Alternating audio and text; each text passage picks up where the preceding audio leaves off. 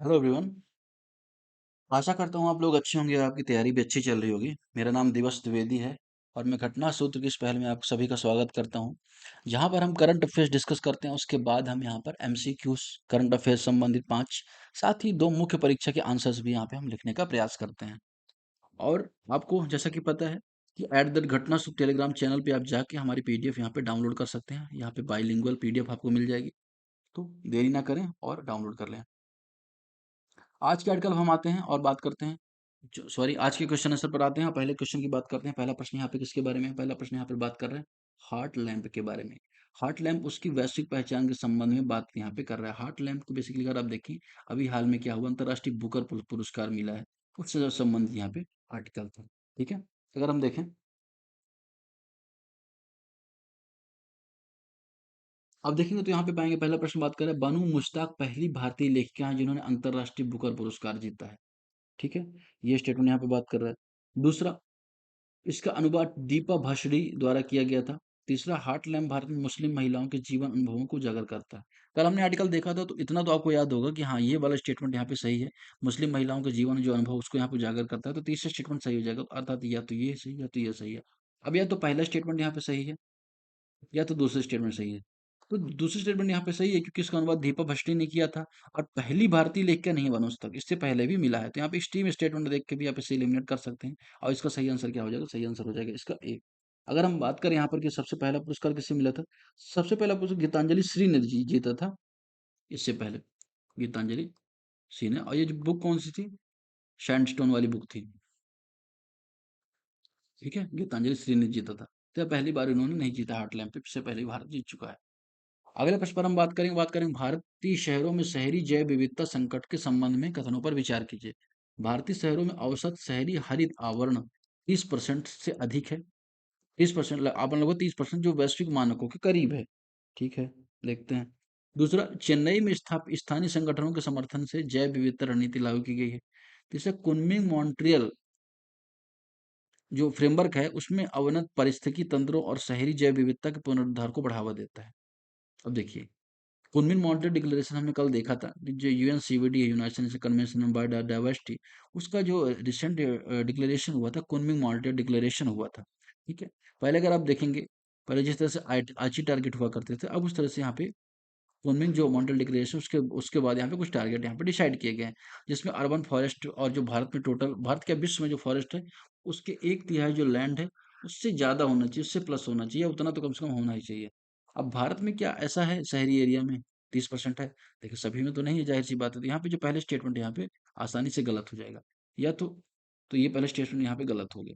अब ये वाला तो स्टेटमेंट यहाँ पे सही हो रहा है कि जाहिर सी बात है यहाँ पे कि जो economy monetary declaration urban forest का जो पुनरुद्धार है, उसको बढ़ावा देने की यहाँ पे बात करते हैं, स्टेटमेंट यहाँ पे आसान है। तो ये तो नहीं होगा। साथ ही अगर आप देखें, ये भी नहीं होगा। तो यहाँ पे क्या हो जाएगा? चेन्नई में स्थानीय संगठनों द्वारा जैव विविधता रणनीति लागू की गई थी, ये स्टेटमेंट यहाँ पे सही है। तो दोनों स्टेटमेंट यहाँ पे सही है, तो केवल 2 स्टेटमेंट यहाँ पे सही हो जाएगा। अगर हम बात करें, यूएनसीबीडी को 1992 में कन्वेंशन हुआ था, रियो और समिट, उसके बाद यहाँ पे 3 कन्वेंशन निकल के आए थे, यूएनसीबीडी, यूएनसीसीडी और यूएनएफसीसीसी। ठीक है, तो उसके बाद अगर आप देखेंगे, इसमें 2 प्रोटोकॉल भी, नगोया प्रोटोकॉल, कार्टाजेना प्रोटोकॉल सन 2000 में आपको देखने को मिलेगा। कार्टाजेना प्रोटोकॉल, फिर आपको यहाँ पे नागोया प्रोटोकॉल भी मिलेगा, नागोया प्रोटोकॉल मिलेगा। तीसरा, कुनमिन मॉडल डिक्लेरेशन मिलेगा। वहीं आपको यूएनएफसीसीसी में क्या मिलेगा? यूएनएफसीसीसी में आपको क्योटो प्रोटोकॉल मिलेगा। तो क्लाइमेट चेंज का है और ये बायोडाइवर्सिटी का है, नागोया प्रोटोकॉल। ये आपको यहाँ पे याद रखना है। तीसरे स्टेटमेंट, भारत में वामपंथी चरमपंथ के निम्नलिखित कथनों पर विचार कीजिए। छत्तीसगढ़ अभुजमाड़ जंगल में एक ऐतिहासिक माओवादी गढ़ है। ठीक है, तो ये स्टेटमेंट यहाँ पे क्या है, सही है गलत है, आप यहाँ पे देख सकते हैं। तो जाहिर सी बात है कि अभी इतने आतंकवादी मारे गए हैं, तो गढ़ तो है ही वहाँ पे। दूसरा, हाल ही में नक्सल विरोधी अभियान में 50 से अधिक शीर्ष माओवादी नेता मारे गए। क्या इतने मारे गए? नहीं मारे गए, इतने नहीं मारे गए, लगभग 27 के आसपास मारे गए। वरिष्ठ माओवादी नेता बसवराजू भी उनमें से एक थे। तो ये तो स्टेटमेंट यहाँ पे सही है, तो पहला और तीसरा स्टेटमेंट यहाँ पे सही है। नक्सलिज्म के बारे में बात करें, 1967 के आसपास, 66-67 के आसपास ये नक्सलवाड़ी पश्चिम बंगाल से स्टार्ट हुआ था। वर्तमान में अगर देखें, तो भारत में मतलब वर्तमान तो कम हो गया है, लेकिन ये रेड कॉरिडोर इसने बनाया। अगर हम बात करें भारत में, तो ये भारत में, सिर्फ भारत में नहीं बल्कि नेपाल से लेकर भारत में, बेसिकली इस रीजन में आपको यहाँ पे ज़्यादातर दिखाई देता है। जैसे कहते हैं कि जो पशुपति हैं नेपाल में, और आंध्र प्रदेश में तिरुपति है। इस रीजन में अगर आप देखें नक्सलवाड़ी जो मूवमेंट है, तो यहाँ पे जो छत्तीसगढ़ वाला रीजन है, इसमें जो अबुझमाड़ रीजन यहाँ पे है, वहाँ पे ये अभी घटना हुई है। फिर अगले हम प्रश्न बात करेंगे, साफिया कुरैशी जैसे कलाकारों की गिरफ्तारी भारत के व्यक्ति की स्वतंत्रता के प्रति प्रतिबद्धता को दर्शाती है। इस तरह के क्वेश्चन हालांकि बनते नहीं है, लेकिन फिर भी यहाँ पे आप देख सकते हैं कि ठीक है आपको याद करने के लिए। तो यहाँ पे बेसिकली अगर हम बात करें, ये स्वतंत्रता पर प्रतिबंध दर्शाती है, प्रतिबद्धता नहीं दर्शाती है। दूसरा कारण क्या है, तो ये स्टेटमेंट यहाँ पे गलत हो जाएगा। कारण, राष्ट्रीय सुरक्षा के मुद्दे पर सभी संवैधानिक स्वतंत्रताओं से ऊपर है। तो क्या ये बात सही? बिल्कुल सही है। जो नेशनल सिक्योरिटी और टॉप प्रायोरिटी पे आपको पता है कि राष्ट्रीय स्वतंत्रता खिलाफ, राष्ट्रीय सुरक्षा खिलाफ आप बेसिकली कहते हैं कि फंड फ्रीडम ऑफ एक्सप्रेशन को सर्व किया जा सकता है। ये गलत हो जाएगा, ये भी गलत हो जाएगा, क्योंकि दोनों सही होते हैं यहाँ पे। आर भी यहाँ पे गलत, आर सही है बेसिकली, ए गलत है। तो सी इसका सही आंसर हो जाएगा।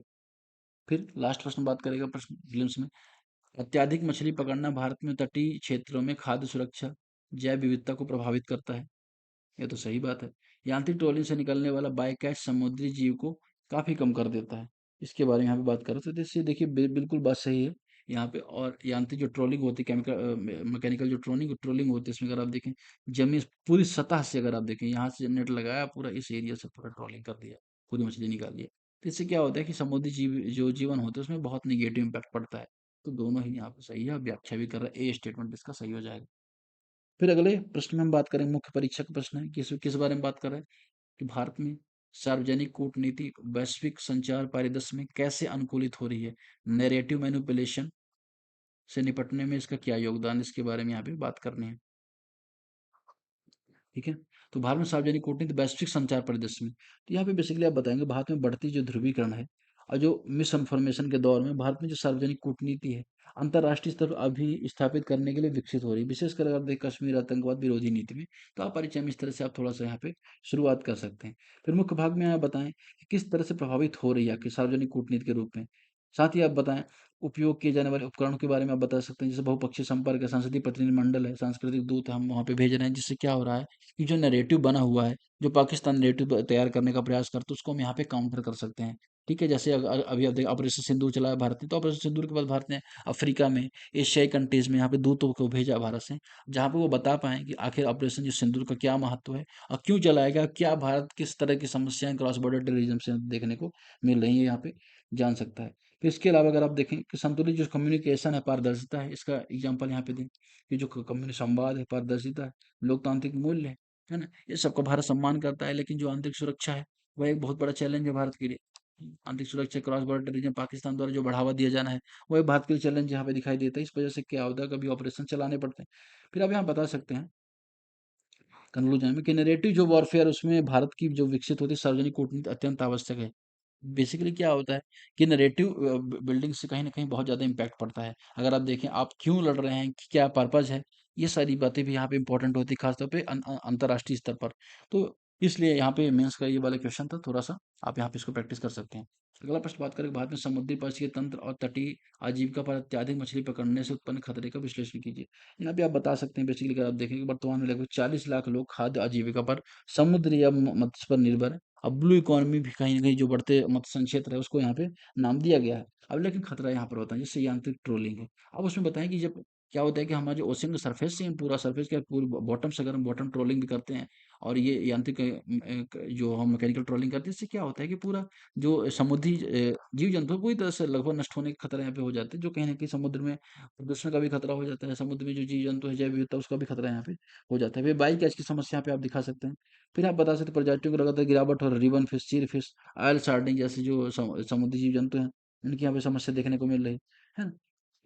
उपाय बताएं कि हालांकि सरकार ने उपाय किया है, जैसे प्रधानमंत्री मत्स्य संपदा योजना सरकार चलाना, फिर केसीसी के माध्यम से जो मत्स्य क्षेत्र उनको ऋण दिया जाना हो, जैसे अल्टरनेटिव रोजगार भी यहाँ पे देख सकें, उसका सस्टेनेबल यूज कर सके। ओशियन का आर्टिकल जो SDG 15-16 है, उसमें बेसिकली बात कर रहा है कि जो हमारा ओशियन इन लाइफ है, उसको भी यहाँ पे प्रिजर्व किया जा सके, कंजर्व किया जा सके। इस संबंध में यहाँ पे निष्कर्ष आप दे सकते हैं।